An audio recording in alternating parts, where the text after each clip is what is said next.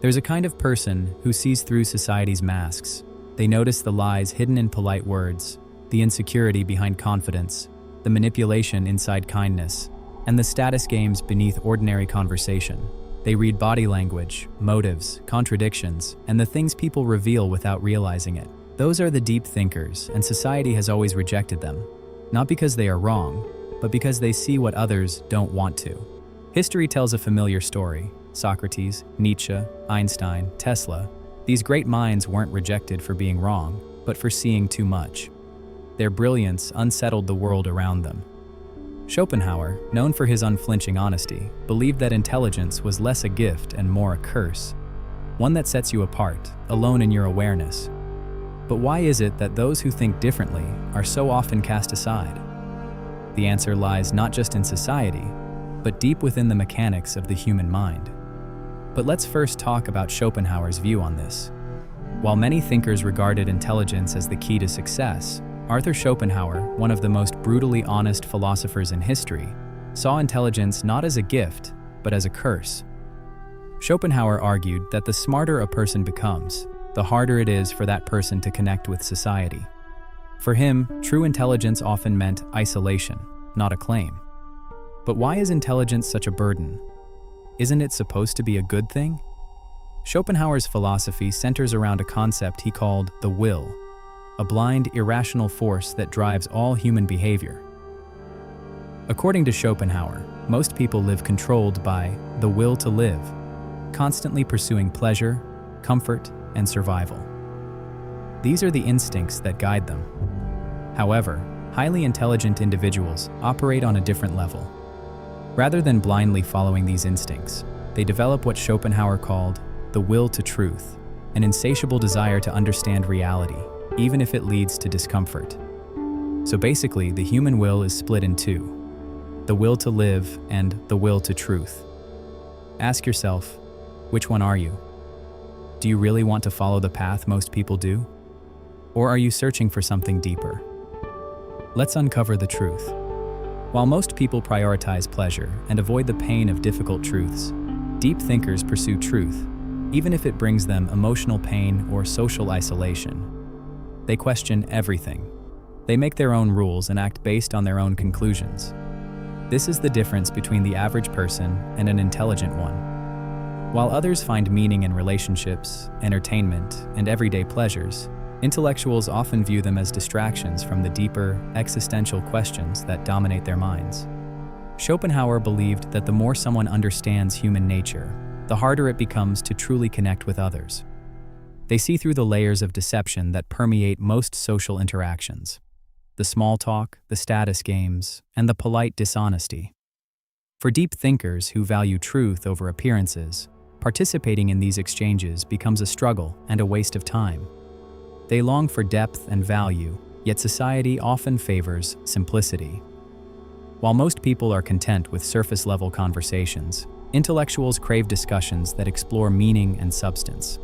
This gap makes it challenging for them to engage in everyday interactions without feeling disconnected. They begin to recognize the futility of human desires, seeing them for what they are. They feel as if they are wasting time doing the small talks instead of answering deep, mind-boggling questions that are poking their brains. Schopenhauer viewed desire and ambition as illusions. While most people chase money, power, and relationships, deep thinkers often question the very purpose of these pursuits. This creates a rift, making them appear distant or indifferent to what excites the majority.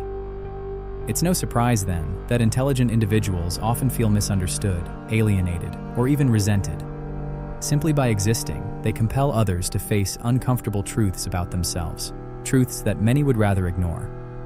Consider this. Standing next to someone physically strong doesn't usually make you feel weak. You might even admire their power. Meeting someone wealthy might stir a bit of envy, but it doesn't feel personal. But when you're in the presence of someone intellectually sharper than you, something shifts. Psychologists call it the mirror effect. It's the effect you get when you are looking at yourself from another person's eyes. You imagine you are a person in front of you, and you try to imagine what they think about you. Everybody has a different point of view on you, but when people face a deep thinker, they don't know what he is thinking. It's a power they don't have and cannot control. And so to think a deep thinker has a power they don't have, they feel threatened. A deep thinker doesn't just bring new thoughts to the table. They unconsciously reveal the mental boundaries of those around them. It's a reflection, and it's rarely welcomed. Often, it's not what the thinker says, but what their mind represents, that unsettles people the most. But why does this happen? Why is it that intelligence, more than strength, wealth, or beauty, tends to provoke discomfort rather than admiration? To understand this, we have to look at how our minds interpret different kinds of superiority. Physical strength is often seen as protective. Wealth can inspire ambition. These qualities are external, visible. They don't shake the foundations of how we see ourselves. But intelligence is different. It strikes at the core of identity. Our thoughts, beliefs, and understanding of reality. These are the things we are. So when we encounter someone who thinks more deeply, who questions what we've quietly accepted, who can reach the depth we couldn't think of, it doesn't just challenge ideas. It challenges us. Think about it yourself. If you feel someone is smarter than you, it's worse than being richer or stronger, and so it feels like an insult. It's rarely about arrogance. In fact, a deep thinker doesn't even need to speak for others to feel exposed. Their presence alone can act like a mirror, revealing the gaps in people's understandings. And that kind of reflection is hard to forgive. This is why, across history, the most insightful minds have so often been isolated, ridiculed, or ignored. Not because they were wrong, but because they disturbed the comfort of other people's egos. And the human ego will go to great lengths to avoid discomfort. Think back to your own life for a moment. Have you ever brought up a deep or challenging idea in casual conversation, only to be met with blank stares? Or that uncomfortable silence that quickly gets filled with small talk? Ever noticed how fast people change the subject when things start getting too real? Like there is a limit they cannot exceed. That's not random. It's a psychological defense. When faced with someone who thinks deeply, the average mind doesn't lean in with curiosity. It pulls away. It resists. It deflects. And not because the thinker is unkind or arrogant, but because depth makes people feel exposed. This is why so many philosophers, visionaries, and intellectuals walk a lonely path, not by choice, but because the world quietly edges them out. Interestingly, research shows that in social settings, confidence often matters more than intelligence.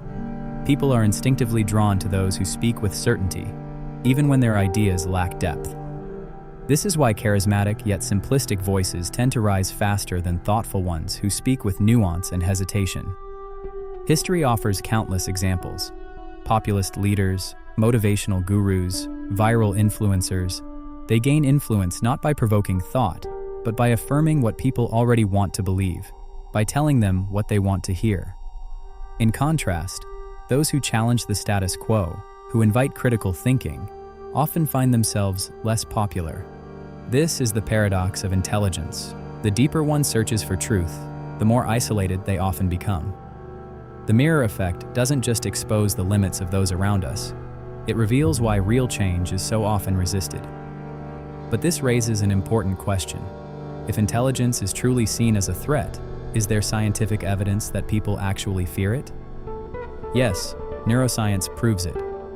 When someone feels intellectually outmatched, the amygdala, the brain's fear and threat center, lights up. In other words, encountering deep thinking doesn't just make people uncomfortable. It can actually trigger a primitive fear response, the same one we associate with danger. But why would a sharp mind feel as threatening as physical harm? The answer lies in our evolutionary past. For most of human history, survival wasn't about having the best ideas. It was about belonging. Our ancestors lived in tight-knit tribes where acceptance meant safety and rejection could mean death. One man had no chance for survival in the wild, and so people always had to be in tribes to survive. The brain adapted to prioritize social acceptance over intellectual challenge, and even today, that wiring remains. We're still more driven to fit in than to seek truth, to be more social than intellectual. When someone highly intelligent enters a social setting, they unknowingly disrupt the tribal balance. Their presence challenges existing ideas, social norms, and group dynamics. This triggers the brain's defense mechanism as if facing a potential enemy, rather than just a deeper thinker. This is why many deep thinkers feel isolated. not because they lack social skills, but because their intelligence makes them stand out in a world that values fitting in over standing out. The way people react to deep thinkers also depends heavily on context. In one-on-one conversations, intellectuals are often seen as insightful, even admirable. But in group settings, everything changes. The brain's threat response spikes. Why? Because social status suddenly comes into play. In groups, people don't just react to intelligence, they react to how they're perceived in relation to it. And they don't want to be viewed as less than anyone else. If someone feels intellectually overshadowed, their instinct isn't to learn, it's to protect their place in the social hierarchy. That often means subtly dismissing, excluding, or even undermining the thinker. It's not about the ideas being wrong, it's about not wanting to look inferior in front of others. This helps explain why so many deep thinkers find authentic, meaningful conversations in private, but struggle to connect in larger social spaces. Psychologists have revealed that people with lower abilities tend to overestimate their intelligence, while those who are truly intelligent often experience self-doubt. This creates a kind of friction. Those who know the least are often the quickest to dismiss those who know more, especially when they feel their own status is threatened. It's a cycle where ignorance breeds confidence, and true understanding breeds hesitation. And in this dynamic, deeper thinkers are often marginalized or ignored. In the age of social media, the resistance to intelligence is amplified. Algorithms are designed to prioritize engagement over depth, meaning emotionally charged or controversial content spreads faster than nuanced, well-reasoned arguments. Just look at what goes viral. Short, catchy, and often misleading content outperforms thoughtful discussions. As a result, society increasingly favors entertainment over enlightenment, creating an environment where deep thinkers struggle to gain widespread acceptance. So, what does all of this mean for deep thinkers? The rejection of intelligence isn't just a social phenomenon. It's rooted in biology, psychology, and culture. It's woven into human nature and amplified by modern technology. This doesn't mean deep thinkers should stop sharing their ideas, but they should be careful who they share it with. But if society resists intelligence, what does it actually embrace? The answer is comfort, a world where predictability is preferred over truth. Schopenhauer likened intelligence to a heightened sense of awareness, a gift that often feels more like a burden. He argued that a high degree of intellect tends to make a person unsocial. His reasoning was simple. The more you understand, the less you can ignore. The more aware you become of the world's flaws, the harder it is to find contentment in it. Deep thinking, in Schopenhauer's view, leads to loneliness. For him, happiness and intelligence were inversely related. He believed that ignorance, rather than wisdom, was the true path to happiness. This is why throughout history, many deep thinkers have struggled with depression, existential crises, and social isolation. Schopenhauer didn't just pinpoint the problem, he also offered solutions. While intelligence often leads to loneliness, he believed there were ways for deep thinkers to cope with their isolation. First, embrace solitude. Schopenhauer viewed solitude not as a punishment, but as a privilege. He encouraged deep thinkers to use their time alone for intellectual and creative pursuits, rather than seeking validation from society. Second, seek like-minded individuals, people similar to you, rather than trying to fit in society. Schopenhauer advised intelligent people to find others who think in a similar way, whether through books, philosophy, or online. Lastly, engage with the world wisely. Schopenhauer thought you shouldn't blindly share deep insights with random people who may not be ready for them. Instead, he suggested thinkers observe society, understand its patterns, and choose their words carefully. His teachings offer a roadmap for modern deep thinkers facing social rejection. While intelligence may lead to isolation, it also grants freedom, wisdom, and a deeper understanding of life. So play the social game and keep the smart stuff for yourself, or in a small circle, for it will be used against you. Schopenhauer saw intelligence as a double-edged sword, a source of both power and pain. While it allows one to see reality more clearly, it also distances them from those who prefer illusions. So Schopenhauer's philosophy is, society doesn't fear intelligence itself. It fears what intelligence reveals. If you've ever felt isolated by your thoughts, know this. It's not because something is wrong with you. It's because you see the world more clearly than most. But does that clarity come with a cost? Are deep thinkers destined to walk alone? Or is there a way to engage with society without sacrificing intellectual depth? The truth is built to maintain stability. It's not built to embrace deep thinkers. Most people prefer comfort over truth. But why is comfort prioritized over intellectual depth? Why does society resist change even when that change leads to progress? The answer lies in the architecture of the human mind and the way institutions mold it from a young age. At its core, the brain craves certainty. We are evolutionarily wired to avoid discomfort, especially the kind that comes from questioning what we believe.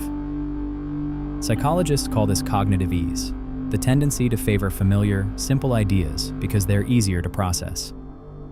When an idea is complicated, nuanced, or unfamiliar, the brain perceives. This explains why people defend the system, even when it works against them. Most would rather conform to popular beliefs than face the fear of being rejected for thinking differently. This deep psychological preference for comfort over complexity is why intellectuals, philosophers, and scientists often struggle to gain mass acceptance, especially during their lifetimes. We live in a world of echo chambers, digital spaces where people are constantly fed content that confirms what they already believe. Exposure to anything unfamiliar or uncomfortable becomes rare. And in these insulated environments, deep thinkers who question the dominant narrative aren't celebrated. They're silenced, dismissed, or attacked. But this resistance to intellectual depth didn't begin with the internet. It starts much earlier, in the very systems designed to shape our minds. Schools preach the value of intelligence, but reward those who follow instructions, not those who think independently. The students who question, who think differently, who challenge the lesson, they're often labeled as difficult, not gifted. The same pattern shows up in the corporate world. It's not the most insightful or creative minds that rise. It's those who fit the mold, who preserve the culture, who don't shake the system. Innovation is celebrated in theory, but conformity is rewarded in practice. Even in politics, truth-tellers often lose to crowd pleasers. Leaders who speak with nuance or question popular beliefs rarely succeed against those who simply echo what people want to hear. That's why so many of history's greatest thinkers, the ones we admire today, were rejected in their time. Their ideas were too disruptive, too uncomfortable. Not because they were wrong, but because they revealed truths society wasn't ready to face. Society loves to praise intelligence, but only when it's safe, familiar, and no longer a threat. Take Martin Luther King Jr., now honored with a national holiday, statues, and quotes in classrooms. But during his lifetime, he was viewed as radical and dangerous by much of the public and government. Look at Robin Williams, a brilliant mind behind comedy and emotion who struggled deeply and wasn't fully appreciated until after his passing. Even Steve Jobs, who transformed technology, was once pushed out of his own company for being too difficult before returning as a celebrated visionary. These stories all echo the same truth. Society rarely embraces deep or disruptive thinkers in the moment. It waits until their brilliance is no longer uncomfortable, then turns them into legends. If you've ever felt out of place for thinking deeply, you're not alone, and you're certainly not wrong. Some of the most influential minds in history were not honored during their lifetimes. They were silenced, dismissed, or punished for seeing what others couldn't. What they all had in common was this: they were ahead of their time, and society punished them for it. Take Nikola Tesla, a man whose vision could have changed the world. He imagined wireless electricity, free energy for all, and technology that defied the limitations of his era. But his ideas threatened the powerful. Industrialists like Thomas Edison and J.P. Morgan, who profited from controlling electricity, shut Tesla down. He died alone in a New York hotel room, penniless and forgotten, while others built empires off the technology he pioneered. Tesla's story is a reminder. Society often elevates marketers over minds and profits over progress. Or consider Friedrich Nietzsche, whose ideas about morality, power, and the human will were so unsettling that he was dismissed as mad. He rejected comfortable illusions and challenged the very foundation of societal values. At the time, his philosophy was seen as dangerous and incomprehensible. But today, his work influences everything from modern psychology to literature and existential thought. Nietzsche wasn't misunderstood because he lacked clarity. He was misunderstood because he revealed too much. Then there's Galileo Galilei, who dared to speak the truth. that the Earth revolved around the sun.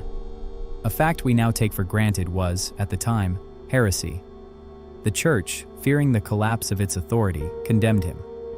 Forced to recant under threat of torture, Galileo spent the rest of his life under house arrest. His books were banned.